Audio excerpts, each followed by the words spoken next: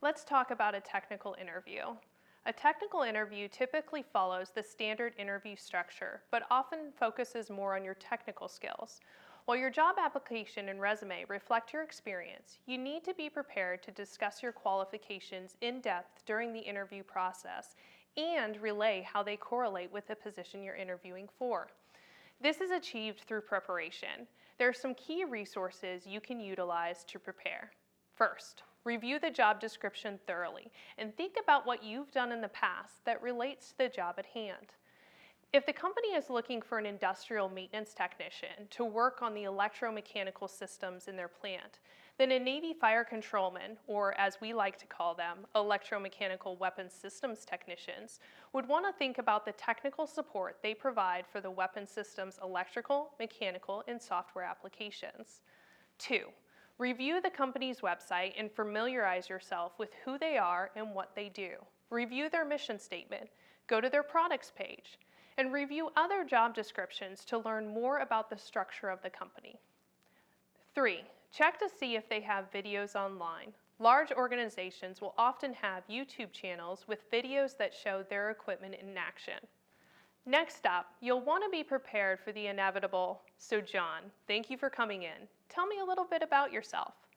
This question is a way to break the ice and make you feel more comfortable during the interview process. However, some people might find this difficult. If you're not someone who likes bragging about yourself, these kind of questions can be difficult to answer. But they're a really good way for the hiring manager to get insight into your personality. Come prepared with a few things to share and be sure to tie them to the skills and qualities that are most valuable in the position you're interviewing for. For example, I grew up in a small, no stoplight town in western Colorado. I joined the Navy after graduating high school because I come from a military family and I knew that I wanted to serve my country from a young age. I scored extremely high on the vocational aptitude test and had my pick of career fields. I chose to become an aviation mechanic because I love working with my hands, and my grandfather was a pilot and told me stories about the flight line. After completing boot camp, I received 18 months of intense hands-on technical training.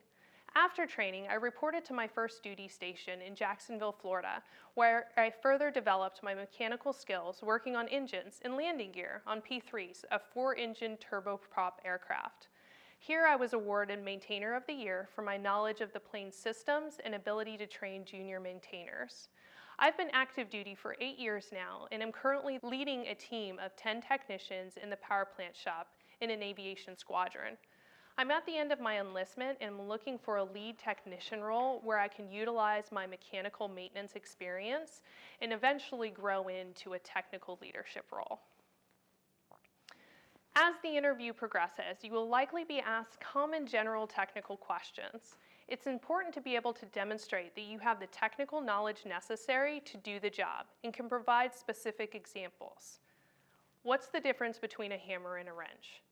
Interviewers sometimes ask what might seem like basic questions to screen out people who lack the foundational knowledge necessary to succeed in the job.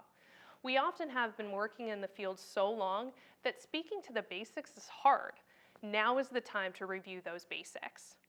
Be prepared to explain key concepts relevant to the work of a technician to demonstrate that you understand the work and what it involves.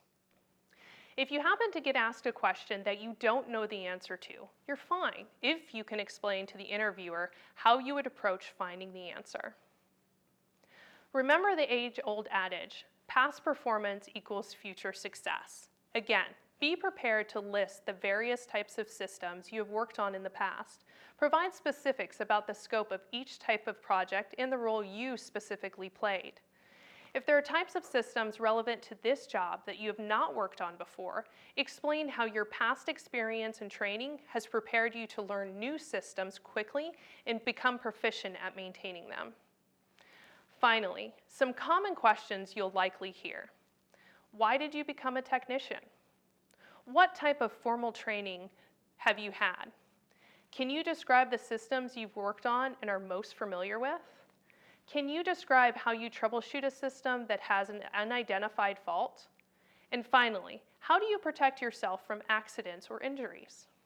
Individually, you will need to think these questions through, but as you develop your answers, you'll be thinking about your overarching experience.